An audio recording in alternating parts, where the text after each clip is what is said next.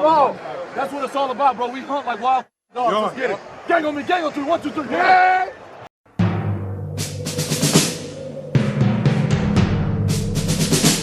The autumn wind is a pirate, blustering in from sea. With a rollicking song he sweeps along, swaggering boisterously. His face is weather-beaten. He wears a hooded sash, with a silver hat about his head, and a bristling black mustache.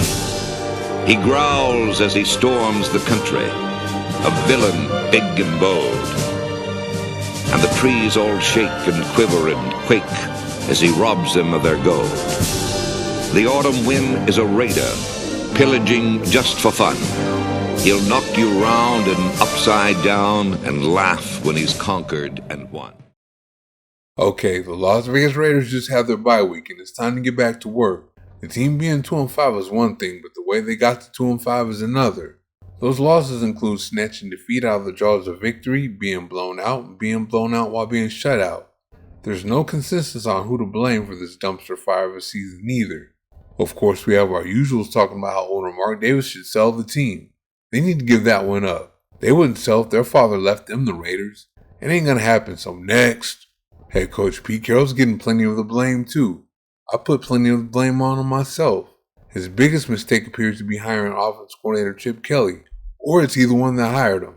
Reports are coming out that new minority owner Tom Brady is behind that. We'd all be celebrating him and his every move if the Raiders were winning, but he gets no blame for what's going on now. If you think about it, Kelly isn't Carroll's type of guy, and word is Kelly's tight with Brady. Kelly's even talked about game planning with Brady during the week. Isn't it time to hold Brady accountable? First off, let's not sit up here and act like Brady's involvement in the front office is supposed to automatically equal wins for the Raiders. That couldn't be further from the truth. If anything, it's the opposite. Brady was an all-time player, and those guys don't usually make great coaches or executives. Guys like Ozzie Newsome, formerly of the Baltimore Ravens, and Jerry West, formerly of the Los Angeles Lakers, aren't the norm. The norm is guys like Magic Johnson trying to be the head coach of the Lakers, Sugar Ray Leonard trying to train fighters, and Michael Jordan trying to be an executive in Charlotte. There are countless more, and they were all horrible in their roles. Therefore, all Brady does is win isn't accurate. All he did is win as a player. Beginning of his life as an executive is off to a rocky start, and the odds aren't with him turning it around. I was and still am hopeful that he can turn things around, but I did warn you of this. But Kelly is a Brady hire. Carroll doesn't criticize his guys, but he's criticized Kelly in his play calling. That's indication number one, and the main indication that Carroll didn't hire him. It's crazy though, because all he's criticized is Kelly's play calling. I'll have more on that in a minute, but Carroll hasn't criticized the worst thing he's done. The absolute worst thing he's done is move Jordan Meredith to center and Jackson Powers Johnson to guard. If you ever played in college or the pros, you know unless the head coach or GM overrides him, the coordinators decide who starts where. You can even tell by the things Kelly has said when talking about both Powers and Meredith. You can tell he's trying to humble Powers by the things he says when talking about him. I can't remember which week it was, but Powers had a good game and a beat reporter asked him about it at a presser and he said something like, he's going to get a big head. Wow, he won't even admit when a youngster on his team is playing well. Then when asked about the position switch at the presser, he told a beat reporter, Meredith's what you're looking for in the center. Never mind the fact that he was good at guard last year and he has yet to play well at center. Come on, Brady. Ain't no way you should be letting stuff like that go on. Brady's the one in charge of the football side of the building, so it's on him regardless. Then when Powers gets moved to guard, even though he's the second best offensive lineman on the team to Colt Miller, he's competing with Alex Kappa. Listen, I thought Kappa would be better than he is, but he's been horrible every time he's been on the field for the Silver and Black. So this competition is manufactured. It looks an awful lot like Brady and GM John Spytek are looking for a way to get Kappa on the field. They even tried to pull the okey doke on us over it. Powers only needed to miss one game due to a concussion he had in the beginning of the season, but he missed 2. He passed concussion protocol the second week, but they sat him anyway. They tried to give Kappa a chance to take the spot, but he was horrible. Of course, Spytek and Brady have their fond memories of Kappa from the Super Bowl they won together after the 2020 season. There's nothing but nostalgia behind that effort though, because Kappa is no longer the guy you can count on like that. It's actually sad to see him now. He isn't anything close to what he once was.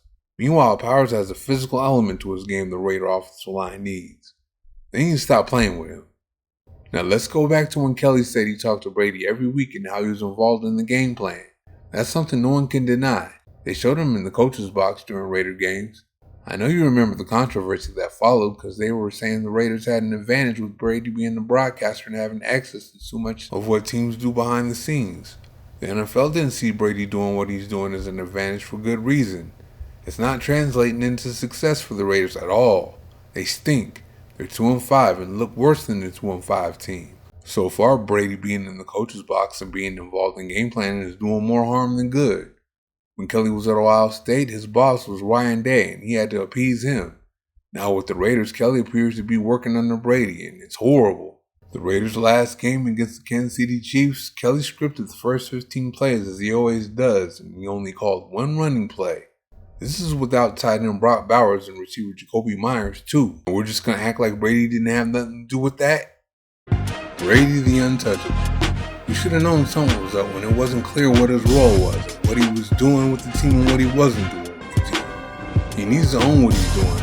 He's in the coach's box during games. Why else would he be in there? Remember all that Brady's coming and the Raiders are going to start winning because Brady isn't going to put up with anything else? Well, it hasn't quite worked out that way, has it? It's mighty funny how you don't hear the name Brady around the Raiders anymore. A 2-5 start will do that to you. But you know what? You gotta hold them accountable for all the losing just like everyone else. Thank you for watching. See you next time.